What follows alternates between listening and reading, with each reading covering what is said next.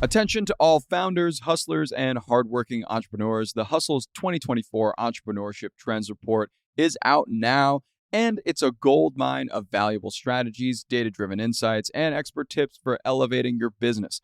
Have you ever wondered how successful business owners are staying ahead of the crowd in today's super competitive market? Well, we talked to over 500 small business owners to uncover how they're doing it and did a ton of research so you don't have to. We know you're busy building your business, so we got you covered. The Hustle's 2024 Entrepreneurship Trends Report is something you don't want to miss. This right here is the future of entrepreneurship. So stop what you're doing right now and check the link in the show notes to get that report right now. Good morning, everyone. It is Thursday, October 17. I'm Juliet Bennett Riley here with Ben Berkley, and this is the Hustle Daily Show.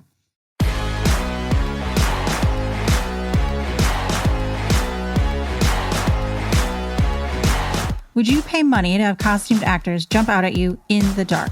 If not, you are probably in the minority at this time of year because it is peak season for the $12 billion fright industry.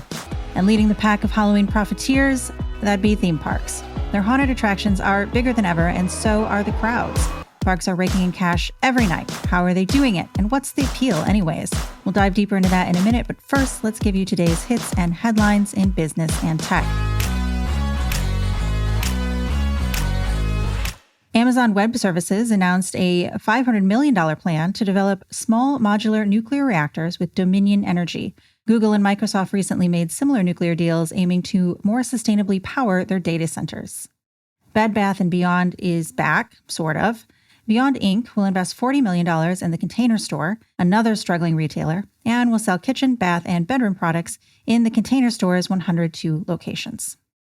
Axiom Space revealed its Axiom Extravehicular Mobility Unit, the spacesuit NASA astronauts will wear during the Artemis 3 mission, which will return humans to the moon for the first time since Apollo 11 in 1972.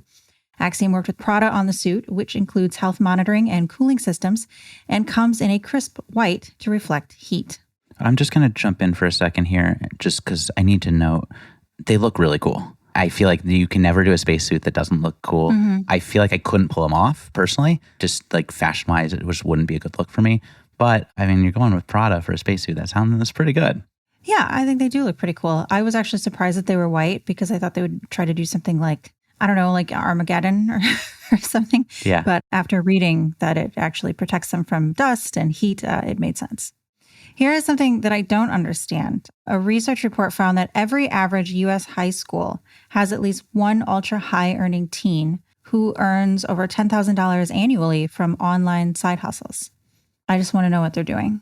Yeah, the report did suggest there was a lot of like online reselling, which I wouldn't think that many people would be making that much from that. Yeah.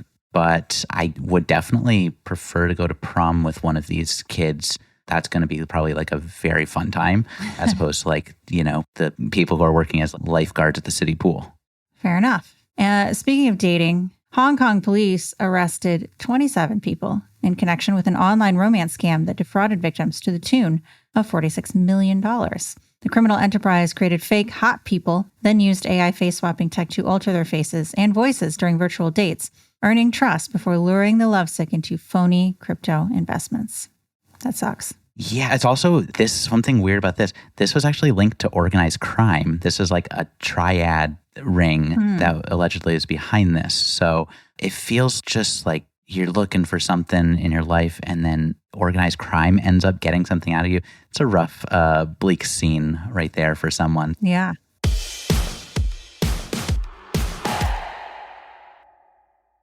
With smaller budgets, shorter timelines, and sky-high expectations, growth is feeling pretty painful right now. But HubSpot is here to help. They just announced more than 200 major product updates that'll make impossible business growth feel impossibly easy. Like Breeze, HubSpot's suite of new AI tools that help you say goodbye to busy work and hello to better work. There's Breeze Copilot, a sidekick to assist you with all your tasks and boost productivity, Breeze Agents to automate manual, time-consuming work and add expertise, and Breeze Intelligence to give you the richest, most comprehensive picture of your prospects which are most likely to become loyal customers. They've also reimagined their marketing and content hubs with all new ways to create breakthrough content, updated features, to generate better leads, and lots more to uplevel your marketing and your revenue forecast. Get ready for growth without the growing pains. Visit HubSpot.com/spotlight to see them all and demo for yourself.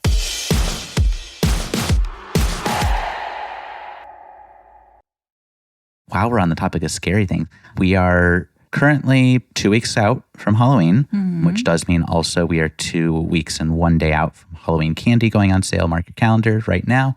But one of the biggest winners of this whole run up to our favorite Fall Fright Fest, you mentioned before, it's theme parks. And you've got Universal, Six Flags, even Disneyland is increasingly in this business of trying to scare the hell out of people.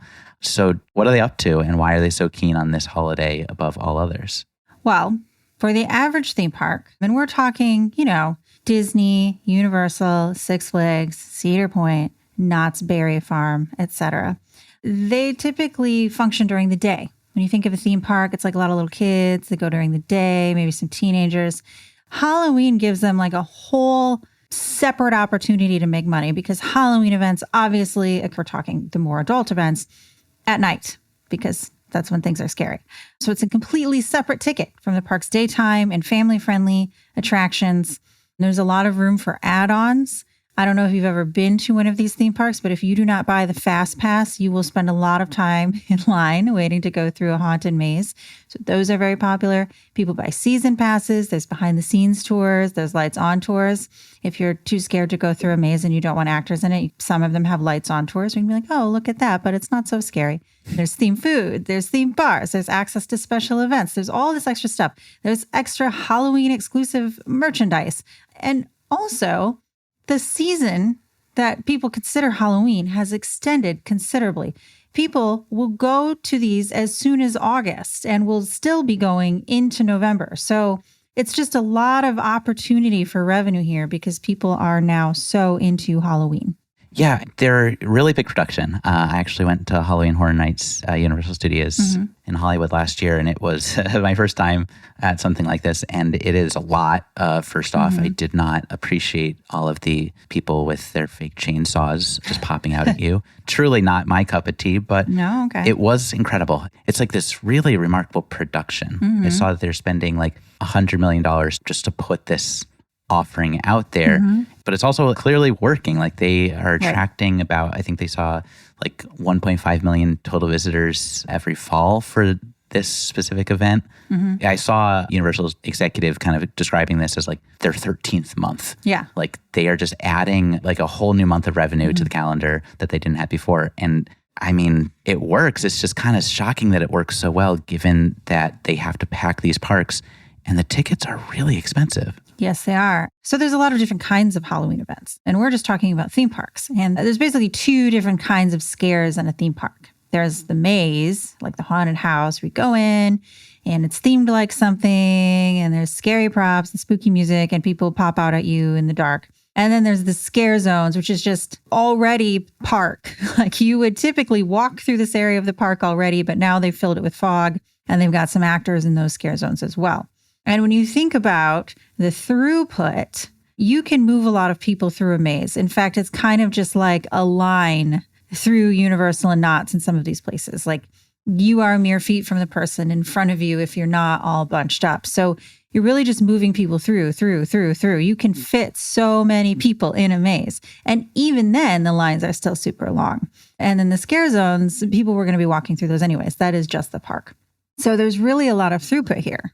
I mean, I think what's really impressive, not only just how many people they're getting in, but also they have these ways of extending the cash out of this whole thing where, so many of these attractions that they're setting up are tied to, in many cases, related IP. Right. So Universal is just like giving you products that then they're going to make a lot of money on down the road as well. Yes. It's just this really beautiful cash circle for them, and I'm happy for them, but I keep going back to like the draw is so extreme. If you're looking at going to Universal right now, tonight, you wanted to like actually see things, so you need a Fast Pass type of thing. You gotta get the Fast Pass, yeah. I mean, we're talking like baseline $150, but more likely starting at like $270 right now for that night of entertainment. you're competing with like concerts at this point and sports events, and like you're doing it quite well. Yeah. And, let's just say you're going to Universal Studios Hollywood. Like, you're probably going to go to City Walk and get, like, I don't know, a donut, a Starbucks, whatever. Then you're going to get in the park. Then you're going to eat and drink more stuff. There's just so much to spend money on. But at the same time, I think a lot of people choose to do one Halloween thing. And if you're going to do one Halloween thing, it's probably a theme park, because a theme park has multiple things within a park. So, for example, Universal Orlando has something like 10 mazes this year. Six Flags Magic Mountain, which is in Ventura, California, they have 11 mazes this year. So you're going to be at the park for a really long time, and there's going to be all sorts of things that you could do. There are other ticketed Halloween events, but I just think for somebody that's just going to do like one thing, they're going to do one big splurge, it may not be as appealing. A lot of the pumpkin patches and hay rides are for little kids. And then not every city has these, but like LA has a lot of super immersive attractions.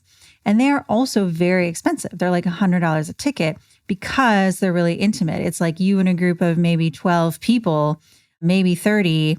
You have a lot of one-on-one interactions with actors. That lasts for about 2 hours, but you're in a show. You're not really talking to your friends and laughing and hanging out.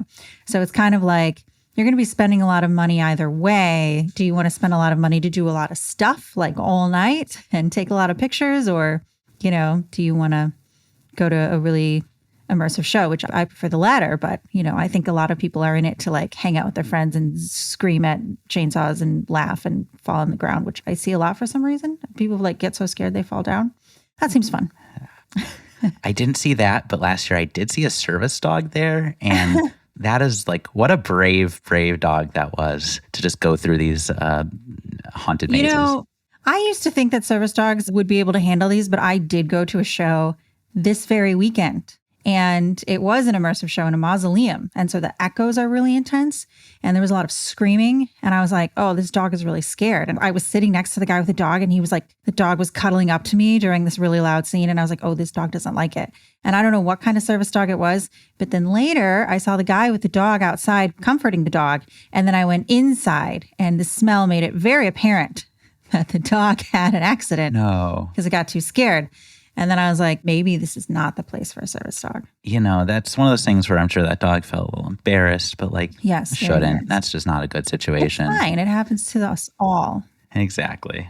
Which, and you may be sitting here wondering, this sounds terrible. Why would you guys want to do this to yourself? But there are a lot of theories. So I've always liked horror, and I don't care how scary it gets because I don't really get scared of the stuff. I just like it. But I was looking up some of the theories as to why Halloween is so popular now. I mean, I think we just talked about it earlier this week, that Terrifier 3, which is a movie about a killer clown that goes around violently murdering people, was actually #1 at the box office this past weekend.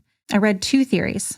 One was that millennials like Halloween and horror due to their delayed adulthoods. They were unable to achieve milestones like homeownership or families when their parents did. So like they're really into kid stuff, like dressing up in costumes. Which, okay, fine.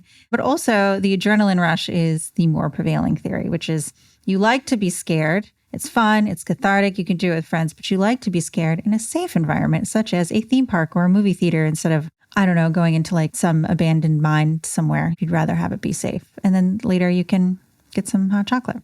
I mean, I see some validity in both of those. But yeah, I think mostly it's got to just be, it is a safe adrenaline rush. Mm-hmm. And I feel like it is kind of what you're talking about before. It's this great spot where you can actually have more active memory making with your friends as opposed to just like this passive viewing experience. Yeah, for sure. I mean, theme parks, they have cracked the code. You win Halloween, and it's only a matter of time till you get my money once again.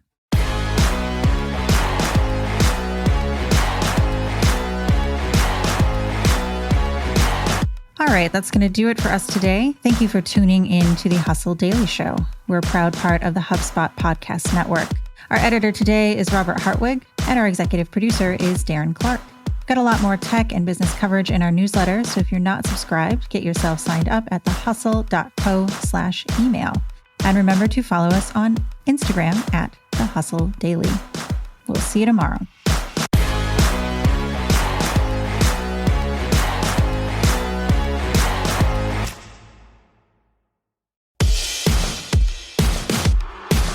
Hey, what's up, everybody? I've been listening to this awesome podcast lately. It's called Hustle and Flowchart, hosted by Joe Fear. And it's brought to you by the HubSpot Podcast Network, the audio destination for business professionals. The Hustle and Flowchart podcast with Joe Fear is all about how to build a business so it gives you the freedom and fuel for your life. You can join Joe as he discusses systems, mindset tweaks, reframes, and strategies for entrepreneurs and really anyone, to be honest, to enjoy the process of being in business and also having fun. This isn't just for the entrepreneur looking to make $1 billion business, but it's also for somebody who's looking to build systems that work for you so you can make more money than you need just by working part-time, essentially. I was actually just listening to an episode he had on Kareen Walsh behind the app Hey Kareen, and Kareen talked a lot about how to scale your business effectively, especially if you're just a startup, especially if you are just an app startup specifically. It's an awesome episode. I would recommend it to anyone. You could check them out and you can listen to the Hustle and Flow Chart wherever you get your podcasts.